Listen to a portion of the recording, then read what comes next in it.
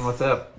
Welcome back to another edition of Intuitive Angling, and thank you very much for taking some time out of your busy schedules to check the video out. And I just really want you guys to know how much I appreciate that, man. I know that you guys got lots of other things going on in your life, and for you to take some time to check out Intuitive Angling, that's really means a lot to me. So much appreciated, guys.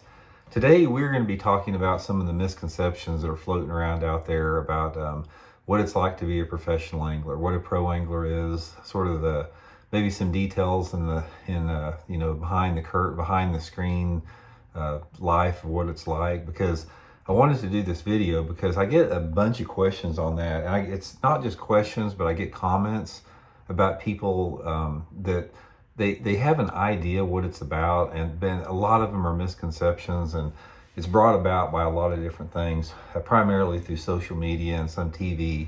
But I just want to clarify it. I want to let you guys, I want to give you guys a dose of reality, what it's really like, to be a professional bass angler. So we're going to get into that. So before we get started here, guys, just wanted to remind everybody about our new Fish the Moment virtual lessons. You guys know we have our lake map breakdowns, but if there's a lake on there that's not a lake you're looking for that's not on the list, we can do a virtual online lesson and go over any lake in the country, or just go over anything you want to about fishing. So I'll put that virtual lesson link in the description here. It's much appreciated. Okay, guys, I tell you what, ever since I was sitting in grade school at Duquesne Elementary School back in the early and mid 70s, reading Bassmaster, taking it to school, reading Bassmaster, that's all I ever wanted to do, is be a professional angler. I don't really know why. It's just like, it's sort of one of those things that it's like you can't force. It just, or something that just happened. It's like my dad wasn't a real, big bass fisherman. We went occasionally, but not hardly ever. And something I just loved to do. It just caught on to me, and that's all I wanted to do. And I've been able to make a career out of it my entire life. I'm 61 now, and I've been able to earn a living in the fishing industry, since 1986 when I started full time. Hadn't been easy all the time, but I've been able to pay my bills over it. So I really wanted to talk about these misconceptions about what people think what it is and what it's like. And we've touched upon this a little bit in the past, but I really want to dive a little bit deeper into this and address some of these comments that have been popping up on YouTube videos and social media. First of all, you can't, what it's like to be a professional angler is constantly changing. It's changed ever since I've been fishing, and it's changing as we speak right now. And so I'm going to give you guys sort of my opinion, good and bad, on the state of this whole thing and what it's like. But here's, right off the bat, I'm going to say this. I think one of the worst things that have ever happened to the sport of professional fishing is when there became too many tournaments and too many tournament organizations. To me, the integrity of the title of being a professional angler would have been intact a lot more had we only had the Bassmaster tournament circuit, where that was the defining that was just the defining definition of what a professional angler was. Because any other sport, you have that. You got the NBA, you got Major League Baseball, you got the PGA. Every one of those organizations that have a legitimate definition of what a pro is under that umbrella of that organization. And when you start to have offshoots of that, like the LIV Golf now has completely, tarnished the brand of professional golf. And what happened, the same thing happened with the advent of some of these other circuits. Now, I'm not, and I'll talk right off the bat about FLW. FLW was the start of it, where it sort of fractured bass a little bit on there. And I've got mixed feelings about it, because I had a long, productive career with FLW. They did a lot of good things with the sport. I'm grateful for what they did. They've transferred over to MLF now. But one of the things that happened through the evolution and the creation of FLW is it diluted and it muddied the waters on what a professional angler was. Because before, the professional angler was defined initially by, there were 6 Bassmaster invitational tournaments up until the late 1980s. Then it turned into the Bassmaster Top 100. And when FLW came about in 1996, that was about the time Bassmaster had the top 150s. And then it wasn't so clear anymore. Before, the definition of a professional angler was those 35 anglers every year that qualified for the Classic. And it was real cut and dry. Sponsors, it was easy to get sponsors if you made the Classic, because once you made the Classic, you were then considered a professional angler. Now, what happened is when FLW started and they started having the Forest Wood Cup, then you started to have a breakaway a little bit from that, where now if you qualified for the FLW Championship, there was a lot of money on it, but it wasn't looked upon the same ways if you qualified for the Bassmasters Classic. There was a little bit of a sort of like people looked down on a little bit. They didn't put the emphasis on qualifying for the Cup like they did the Classic. Although qualifying for the FLW Cup was every bit, if not more difficult than qualifying for the Classic. I know because I've qualified for 9 Bassmasters Classics and 9 FLW Cups, so I know what I'm talking about on that. So anyway, what I'm saying about this is the whole definition of what it meant by about being a pro has changed since then, and it's changed constantly since then. You got so many different organizations now, not only at what is considered the tour level, but it's what is considered like the AAA level. So what you have is you got everybody calling themselves a pro angler if they fish for money. And what that does is that has diminished the potential of the sport to really create an identity for itself. And it's easy to look back now and say that. It's just the way that reality unfolded, and it was opportunities for some people to make profits, but at the same time, it really undermined what the true potential was. I can't imagine if the anglers were organized and Bassmaster was a little bit more aware of it, and if Bassmaster would have remained intact as the number one, that there wasn't any other, you weren't a pro angler unless you fished the Bassmaster Top 100, Top 150, or whatever. You can't call yourself a pro unless you fish that. I think if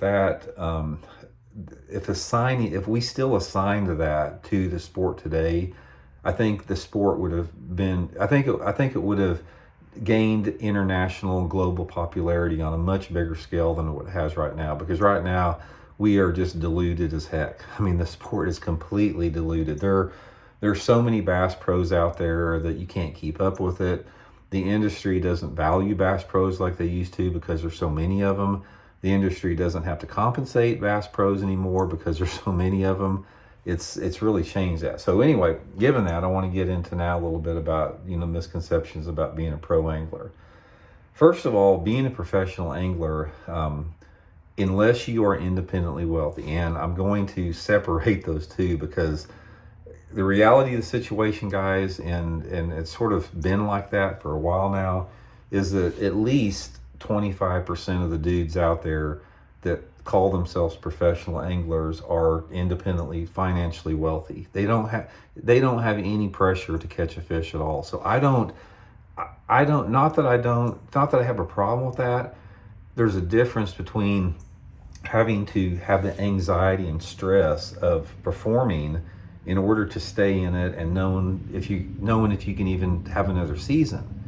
So right off the bat, I'll talk about those 50 to 75% of the guys out there that live in the real world, where if they have a bad season, they may or may not be able to come back the next year.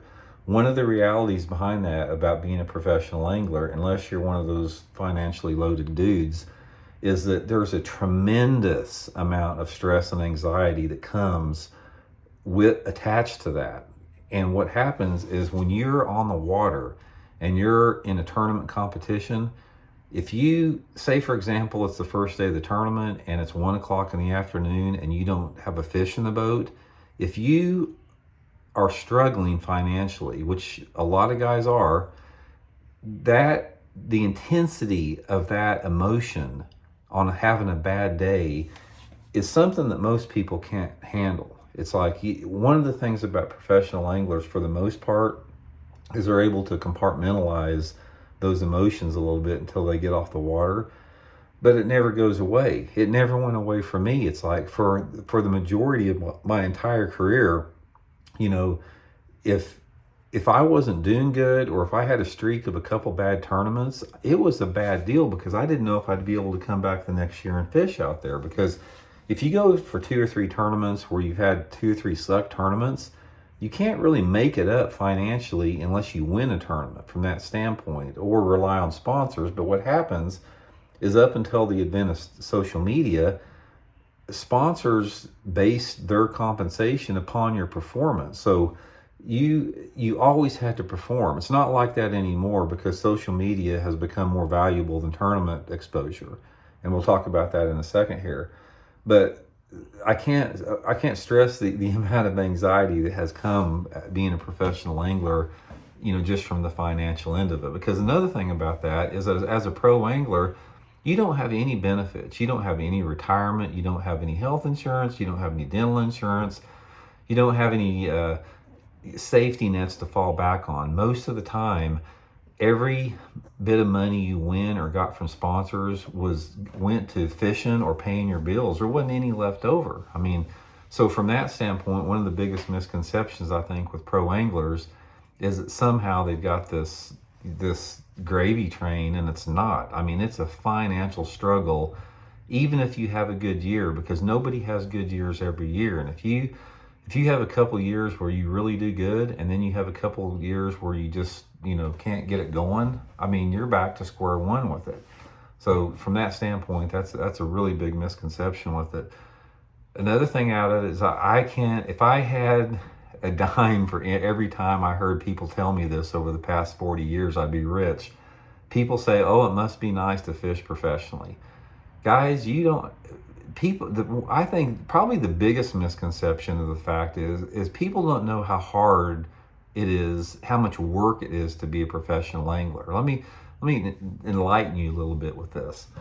Okay, now we'll just talk about the fishing part of it. We're not talking about having to pay your bills when you're home or anything. Let's just talk about, the typical work week you have. Before you go to a tournament, let's say you have to pay $5,000 to enter that tournament. So you've got $5,000 out of your bank account right off the bat.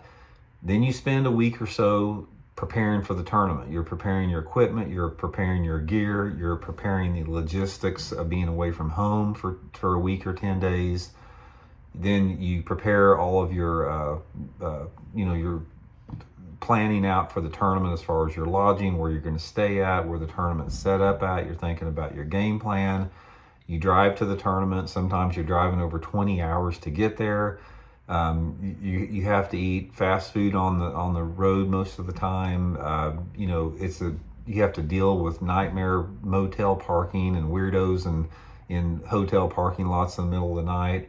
You're up at 4 o'clock in the morning, at least, all the time, every single day. And oh, I got Elijah. I'll be right back. Elijah's calling back, guys. So anyway, you're up at 4 o'clock in the morning. You're practicing from daylight till dark. You come in off the water after fishing all day long. You try to get some food. A lot of people have work to do. If you got, you may have some computer work to do. You may have phone calls to make. You may have business to take care of. And then you're at bed, you're in bed at 11 o'clock at night, and you repeat this over and over again for the next week. And then what happens, let's say, for example, you don't have a very good tournament. So in essence, what has happened is you've worked probably, 14 hours a day for 2 weeks, and you don't get any money for it. You don't get a penny for it, and you have to pay to go to work.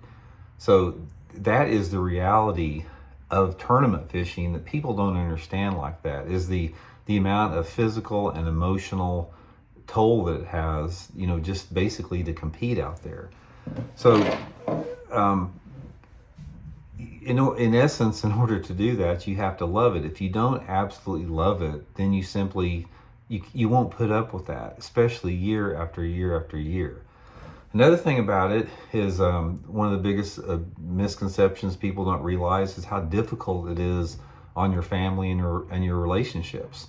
If you're fishing as a professional fisherman, and you're at the top of your game, most of the time you're practicing a lot, you're fishing, people used to pre-practice, you're just gone all the time. And when you're gone all the time, that will put a stress on any relationship that you have with your family, with your kids, with your friends, anything like that. So there's a fine balancing act as far as being able to do that. I mean, for a sustained period of time. And then what happens is you build friendships out on the road a little bit, and then eventually people go off their different ways, fish different circuits. You lose those friendships. So there's a tremendous amount of strain on a relationship on relationships as being a professional bass angler.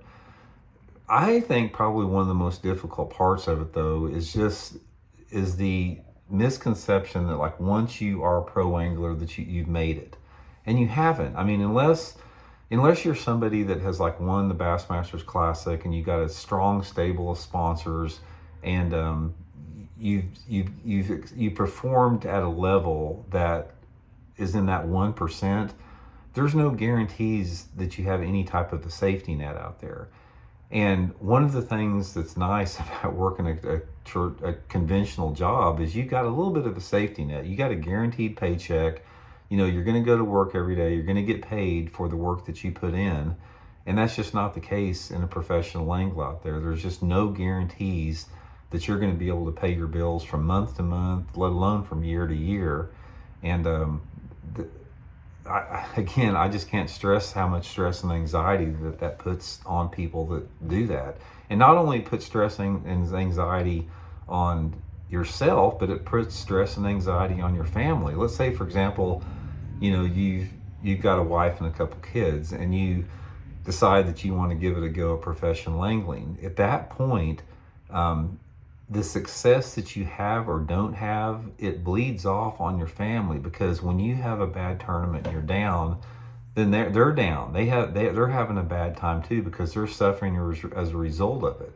So from that standpoint, I think one of the biggest misconceptions is the fact that it's this life that everybody wants, that anyone out, just because you like fishing, a lot of people think, well, man, it would be so nice to be a professional angler because you love to fish. It's not like that, guys. Professional fishing is freaking work. It's work that will drain you, not like going out and, pounding, fence posts in the ground all day long, but it's more intense than that. There's not only a physical drain that comes with it, but the emotional and mental drain that comes with it is by far worse than any physical drain that comes with it. And like I said, there's very few people that can handle that. And that's why it's important for me, as somebody that's done it as long as I have, is I have a lot of respect for other people that have done it as long as I have. And one of the things you'll notice on this channel here, I've never one time put out any videos out of the over 2,200 videos I've done that have criticized any professional angler by name, especially the veterans out there, because I have a respect, even though I may not get along with those guys, and I may have nothing in common with them, and I may disagree with a lot of how they are as people. I still respect the fact that they've done it and they stayed in there, because I know how difficult that is out there. It's sort of a camaraderie a little bit that comes with that, or it should be, because one of the things you'll notice, or I've noticed, that after you've been in the sport for 30 years or longer like I have, when you meet up with somebody that was there at the same time you started, it's almost like you give each other a little smile, because it's like, yeah, I know what you've been through, man. You made it, you're here. And you got my respect for that. It's just like stepping into the octagon or some type of martial arts, arena. It's like, you got to respect the person just for stepping in there, even if you don't like anything else about them. So, but anyway, like I said,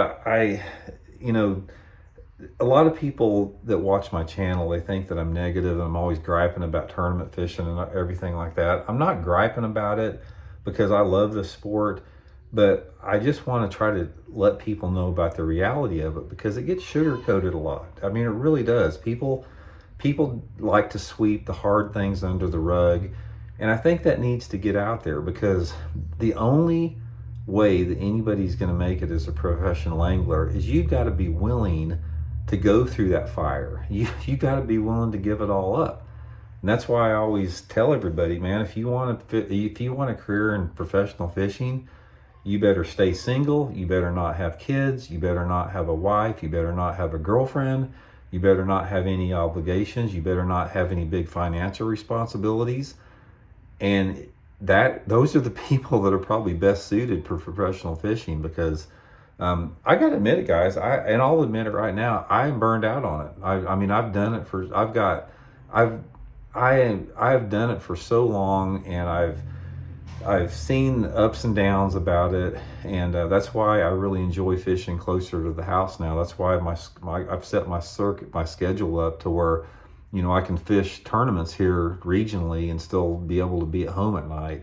And as a result, I like it more than I have for a long time, because, man, I'm telling you right now, guys, there's nothing worse than if you drive 20 hours away from home and you spend a ton of money and you don't win any money. There's nothing worse than that drive home that comes from that. And there's nothing better than that drive home if you win the tournament or do good. So that's the drug with it. And make no mistake about it, guys. Bass fishing it's gambling. That's what it is. And there's an endorphin release one way or the other. If you lose, you have a release. And if you do good, you have a release, and it makes you feel regardless. It may make you feel negative, it may make you feel positive, but it definitely will make you feel one way or the other. So anyway, just wanted to sort of share that. There's a lot more that goes with it than that. It's probably the most difficult, complex career path anybody could choose if you have to rely on your performance. And one of the things about it is like those, and not that I don't respect people that have had it easy financially, but if you're one of those anglers, or one of those anglers that never had to worry about finances, they didn't have to worry about, if they could afford to put enough gas in their boat, or if they could pay their entry fee next month. If you're one of those people that have never been there, then you don't understand what I'm talking about. It's only the people that have been there that understand it. And there's a tremendous advantage. I'm telling you guys right now, a tremendous advantage to an angler that does not have the financial distraction. The financial distraction is the number one thing. And I know quite a few bass pros out there that never had a financial distraction, and they've been able to have an exemplary career, to say the least, because they didn't have that distraction. One final thing, guys, we'll talk a little bit about this too also, is that the professional fishing it's completely different in 2023 than it was in 1985 in terms of being able to generate income from it. Right now, the entry fees are through the roof in tournaments. The payouts suck. Most tournaments don't even pay out the entry fees. They take money out of the guys' entry fees. And it's harder to get sponsors now than it's ever been, by far, unless you're in the 1%. But given that, it's like the value to sponsors and the money that can be made in professional fishing is social media. YouTube, Facebook, Instagram, TikTok, whatever. That's where the money's at. That's where impressions are gained. That's where companies can get their biggest exposure. So there's an advantage to that. And if you're interested in that, my number one advice is you better get good at social media. You better find a way to generate revenue from social media, because you are far more valuable to a sponsor. If you go to a company, I don't care whatever company, it can be a fish and tackle company or whatever, and you've won the Bassmasters Classic for 3 years in a row. So let's say you go to one of the biggest tackle companies in the United States and say, yeah, I've won the Bassmasters Classic 3 years in a row. And then you have some YouTuber come on there and say, yeah, I've got 300,000 YouTube subscribers and I get 2 to 3 million views a month on my channel. Guys, the 25-year-old YouTuber that has 300,000 subscribers is 10 times more valuable to a company than the dude that's won 3 Bassmasters Classics. They cannot, the guy that won 3 Bassmasters Classics with a small social media following simply cannot generate as many impressions for a product brand as the social media dude. That's the reality we find ourselves in. A lot of guys struggle with that, especially a lot of the older guys.